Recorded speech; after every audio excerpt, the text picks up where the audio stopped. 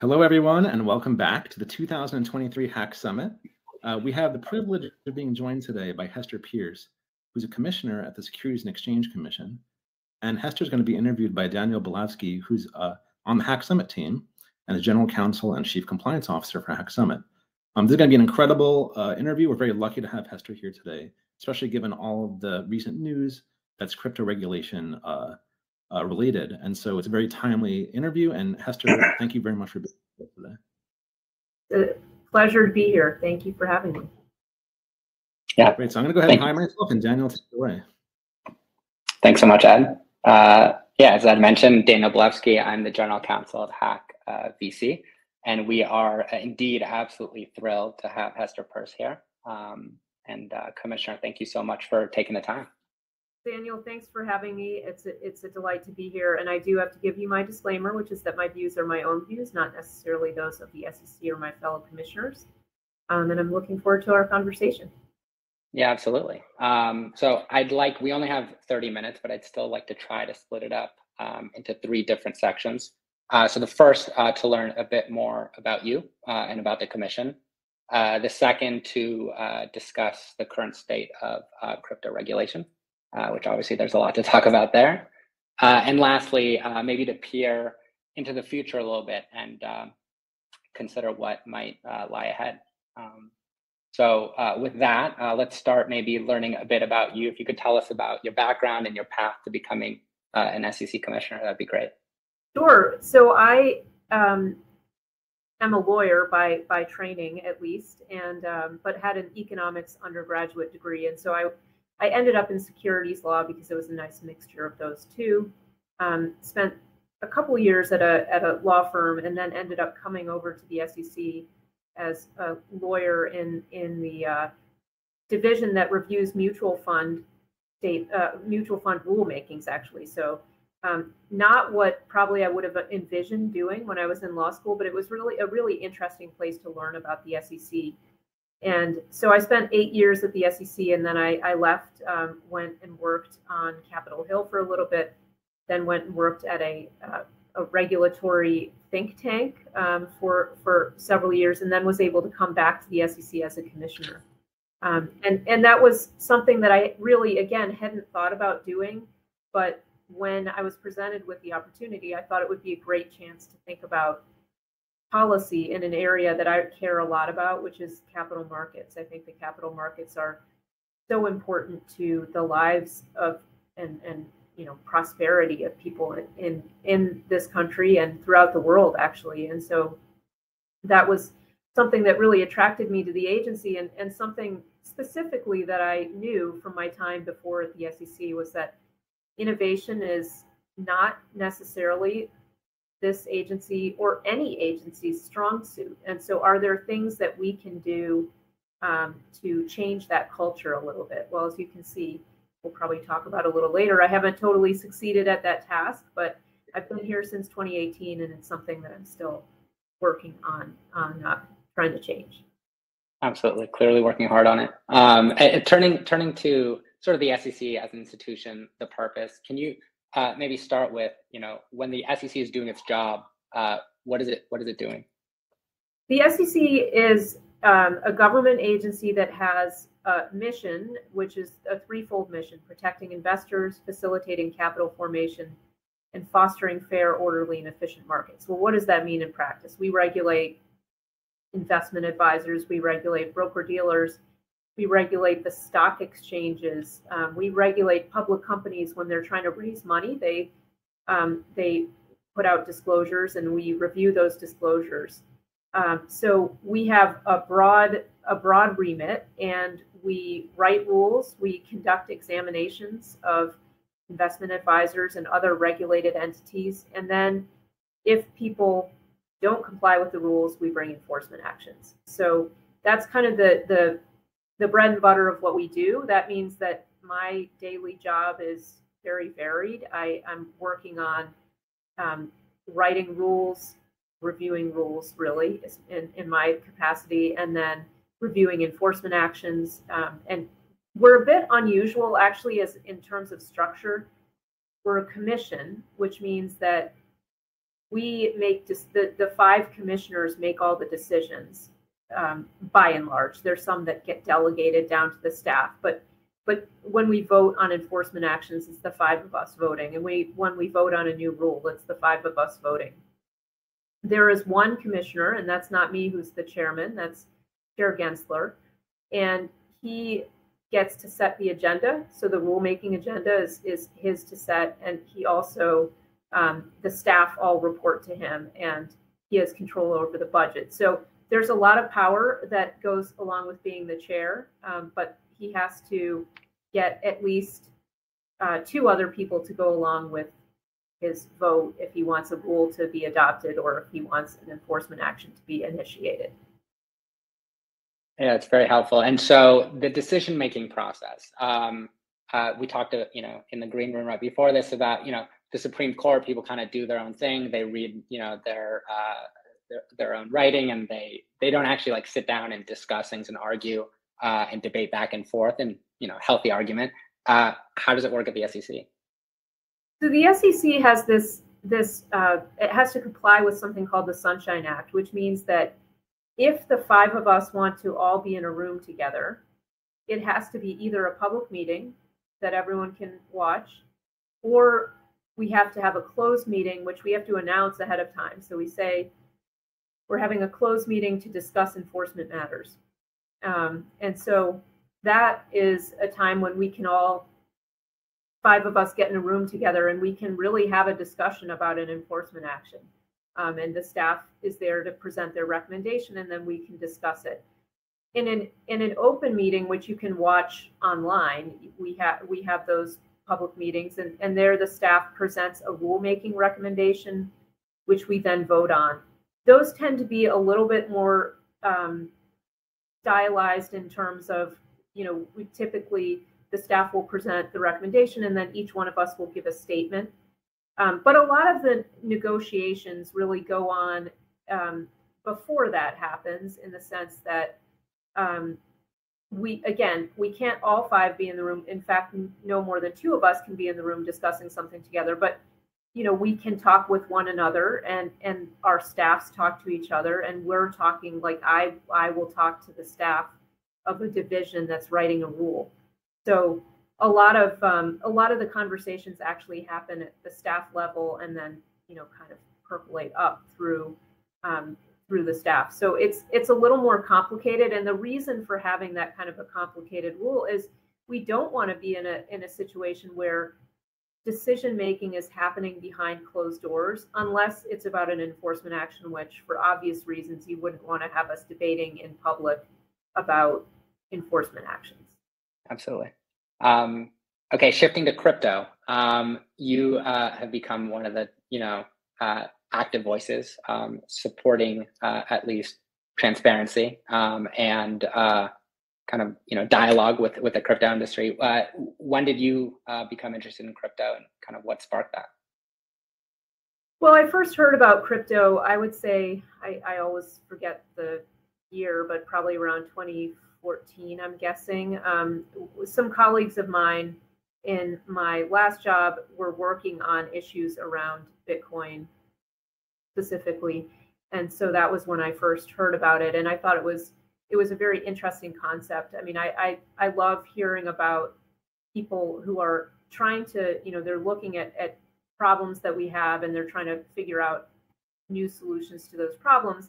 And as someone who had worked for a long time in financial regulation, I knew that some set of problems that arises in the financial regulatory world arises because there are these intermediaries that do things that stand between 2 people trying to do a transaction, right? These intermediaries can be very helpful and very important, but they also bring with them a set of problems. And so it was immediately of interest to me in that vein, I guess I'd say.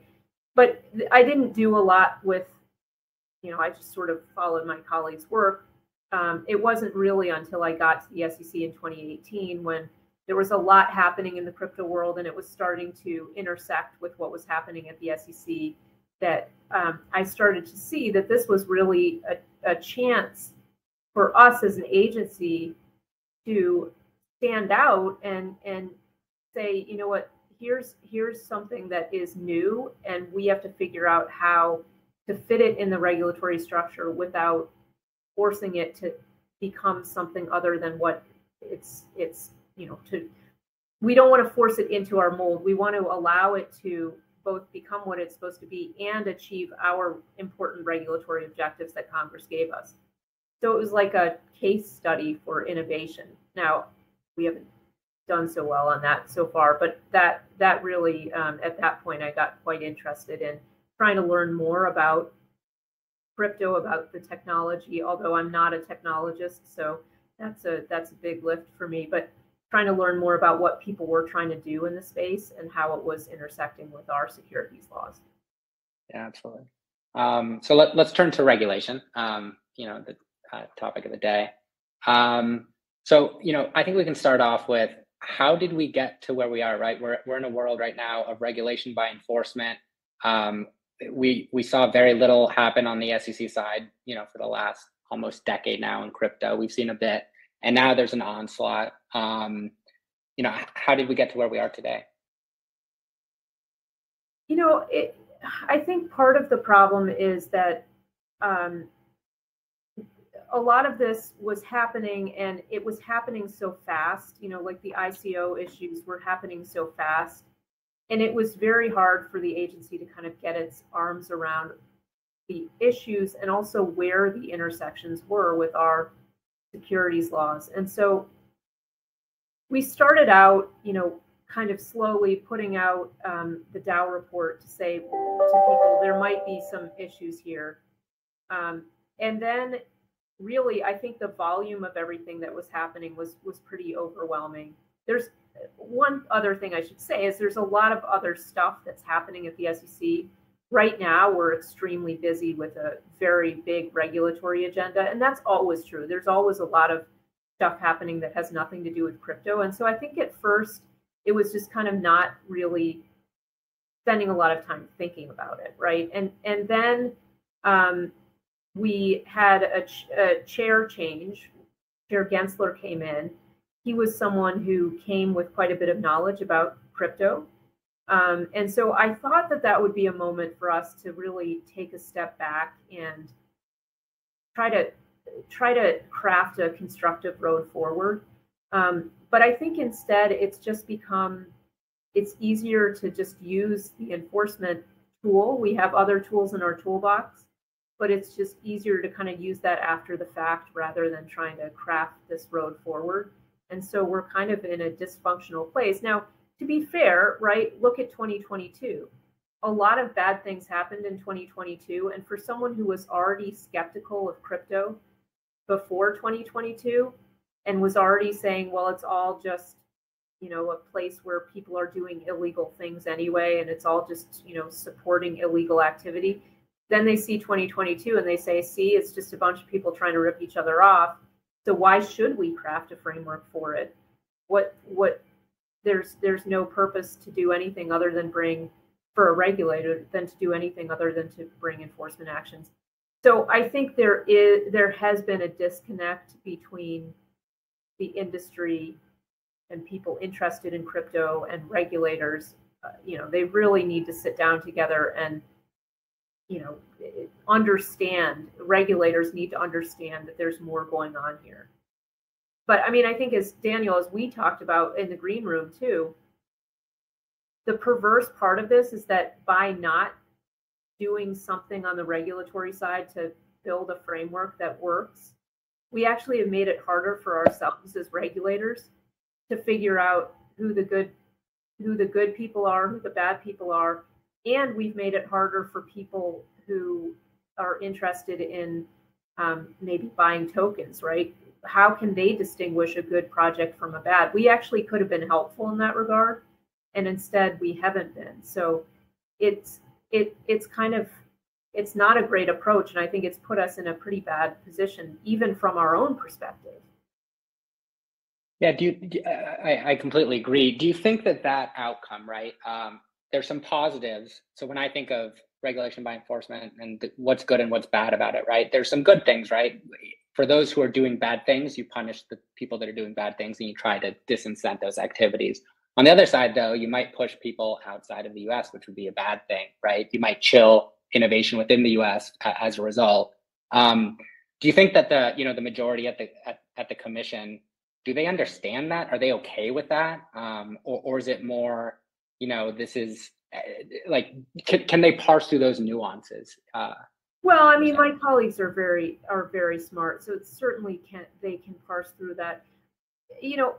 There definitely is a place for SEC and other agencies and even the criminal authorities to pursue bad activity in the crypto space. And much of what has happened in the crypto world is like, well, let's come up with a fraud and we'll put crypto on it and we'll get, it's like, no matter what the hot topic is of the day, someone who wants to carry out a fraud will stick that label on the fraud and rip people off. And so we have a place bringing cases there. And so I don't think anyone would disagree with that. But I think the problem is when you use regulation by enforcement to effectively try to send a regulatory message to people who want to do the right thing, it is not a very efficient way of doing that. And it seems quite unfair because when you have 10,000 projects and you're picking certain projects to bring a registration violation case against, for example, it just would be much more efficient for you to say, okay, we want to figure out a way to get disclosure out there about all of these tokens. So people can come in, we have a registration framework that makes sense for them. Maybe we figure out a way to deal with the fact that we don't think there was compliance before, but really what we're trying to achieve is compliance going forward. So why don't we just work on that? That would have a much bigger bang for the buck than trying to do these one-off enforcement cases, which, would take us hundreds of years if we were going to go after each individual project for registration violations. So I think it's not an effective way to convey regulatory messages. And then to take something like a crypto staking or crypto lending case and to say, well, we've brought one case in this area, so everyone else should sort of be on notice. Well, again, every crypto staking service and every crypto lending service is different, and so it just isn't a good way to write rules. You don't do it through one-off enforcement actions that are negotiated in settlements where one party to the settlement has a lot of reasons for wanting to settle, none of which have to do with what is going to work in terms of a rule for the industry as a whole or for investors or consumers as a whole. Yeah, absolutely. And you've proposed a couple solutions to how to move towards more open dialogue and creating rules for the industry that could actually work and foster innovation, right? Token safe harbor that you proposed a while back, and then public roundtables, or the idea of a public roundtable, like, hey, come in, talk to us, explain what you're trying to do. And the good actors would do that, and I think have tried to do that. Why do you think those things haven't progressed? To be fair, we haven't done public roundtables on a lot of other things that we should be doing them on. Also, there are a lot of topics where, outside of crypto, where people really want to come in and have those conversations. And the value of having those publicly is that everyone can see what's going on. It's a very transparent way. And so, when you write rules, one thing you find out is that people come in and they say, we'd like you to write the rule this way because it works. They don't say this part. It works really well for us, but it's going to stink for everyone else. And so that'll be a nice regulatory moat around our business. And so the good thing about having these conversations in public is that people can say, yeah, of course you're asking for that because it's going to work for you and no one else. And people can call you on it publicly. And so I think that part is part of the reason why I'm always calling for public roundtables. But I think the leverage of a regulator is much stronger when the regulator is sitting in an enforcement back room negotiating a settlement with someone. And so I can't really explain it because it doesn't seem like a good way to regulate to me. I mean, why wouldn't you want to come up with the rules that work the best for everyone? it's slower, right? So that's one thing, is if you're going to say, let's sit down and have a public roundtable, let's discuss these things. And especially in an area like this, where it's not actually clear that the SEC has jurisdiction over all of this, you know, you kind of, if you air those issues in public, that's good, because then Congress can take that information and they can say, okay, well, maybe we need to give someone clear authority in the area of trading platforms, or, you know, or maybe they decide not to, but maybe they decide to do that, or maybe we want to direct the SEC to write a token registration provision. So that all stretches out the process. If you enforcement, you can just bring an enforcement action quite quickly. Right, right. And I mean, I think we're both in agreement. I think most people in the industry are that tokens are a bit different from traditional securities, and there should be specific rules to govern them, and that would be good for the industry and good for everyone, because technology would bloom. But that's not the case right now. And so one question I've been really wanting to ask you is a question that I ask myself a lot is, look, if you were in the shoes of someone that had this really interesting technology, right? And they're thinking, okay, I need to launch a token for this protocol. We're going to decentralize it. Like, what would you do? Like, how would you feel about the current state, right? Like, would you go in and register? Would you try? Yeah, well, so, yeah.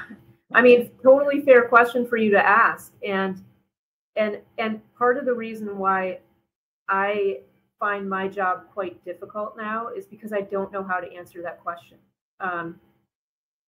My inclination is to say, absolutely come in and talk to it. I mean, certainly I would tell you, come in and talk to me, because I want to hear about what you're doing, and it helps me to have a concrete project in mind as I'm thinking about how a rule change might work, or where we need to change our rules.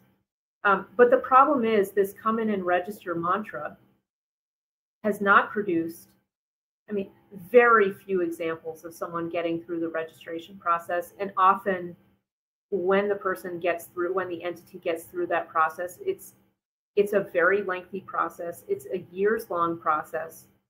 And that's something that if you're getting funded by someone, it's awfully hard to just keep dragging that on. And so there's not really a clear answer now in the United States. And that's just, it's unfortunate. And that's what I'm trying to change. I do think it makes sense for people to come and talk to us. You may want to do it as part of a group to kind of keep the focus off any particular project, right? Just have the more general discussion to understand that there are a number of projects that are facing similar problems. And so right now, my advice really is, and if I were in your shoes, I would, I think, still try to have that conversation with the regulator, because we can't be in a world where we're both just sitting on our sides and we're not talking to each other. That can't be the way to resolve these issues. But it's a very difficult position for people who are out there in the world trying to build things. I hate to see people spending their time thinking all the time about regulatory issues when there are a lot of really interesting technological issues to be talking and thinking about. And right. My goal is to get us to a place where, yeah, you've got your lawyers thinking about the regulation, but it's not, it can be done without distracting you guys from building things. Right. I'm a lawyer and I agree. So we only have a couple minutes left. So, turning to the industry and to these companies trying to, create new cool things, what else can they do? They can talk to Congress. They can build compelling use cases. They can make it worth regulating. Yeah, use cases. I think having people understand that there's some really interesting things. And sometimes I take a step back and I say, okay, one of the things that I really find, I'm a regulator, I'm not a technologist, but one of the things I find very interesting about this area is that it's figuring out ways that people can interact with one another, with people they don't know, in a new way. And this has potentially powerful implications in a lot of aspects of life. So I think that side is really interesting. And then as a securities regulator, I think, wow, there's some problems in our markets that, Bitcoin or crypto isn't the answer to everything. Sometimes that's the thing, like, oh, well, crypto can solve that, right? That's not always true. But there are there are discrete issues that arise in my space that I think, wow, a crypto kind of solution actually could be useful here.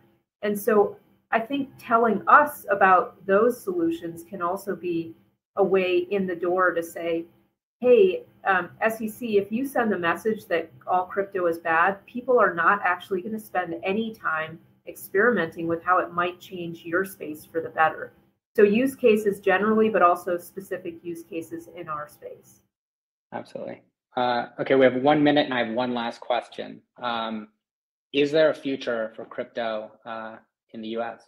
I have to believe there is, because I think this has been the country that has been the center of innovation in so many areas. And a lot of people I talk to are desperate to do their work here. I just think we have to work together, industry, government, individuals who care about liberty, even people who don't care about crypto at all, to try to build an area, a place for innovation to happen in a way that that makes sense. And I think we can do that. Absolutely. Well, thank you, Hester, so much for taking the time to be with us. We really appreciate it, and thank you for everything that you're doing at the Commission. Thanks, Daniel. Thanks, Ed. And my door is always open, so anyone feel free to reach out. Thank you, Hester and Daniel. And before we go, Hester, we had a few questions pop up from the audience. I just wanted to address the #1 most voted question, which is, and you can feel free to not answer it if that's okay, if you can't answer it. But the question was, is there any kind of cooperation between the SEC and the CFTC? That is a great question, and it spans more than just crypto. The two agencies regulate markets that are very much interrelated, and so we have cooperated for years over a lot of different kinds of issues. I think crypto is providing us a new frontier to do that, and I hope, and some of my colleagues at the CFTC and I are actively talking with one another. But as with many things in crypto, I don't think the two agencies are taking the path of officially, setting out to work together, which is what I'd like us to do. So we're still working on it, I guess. Work in progress. Great. Thank you very much, Hester. Well, we really appreciate your time today. Thank you for helping make a difference for the charities and to help educate us. If you enjoyed Hester's interview today, please consider donating at hacksummit.org to our 4 charities. And Hester, thanks again. I can't ask anyone to donate to anything, so I will sign off here. I'm not allowed to do that, so I'm going to. No problem at all. We understand. Bye. Well, thank you again, Hester and Daniel. We'll be right back with our next speaker, and it's going to be a fantastic talk. We actually have the co-founder of Balancer speaking next, and it's going to be an incredible interview, and so I hope you guys hang in there with us. We'll be right back.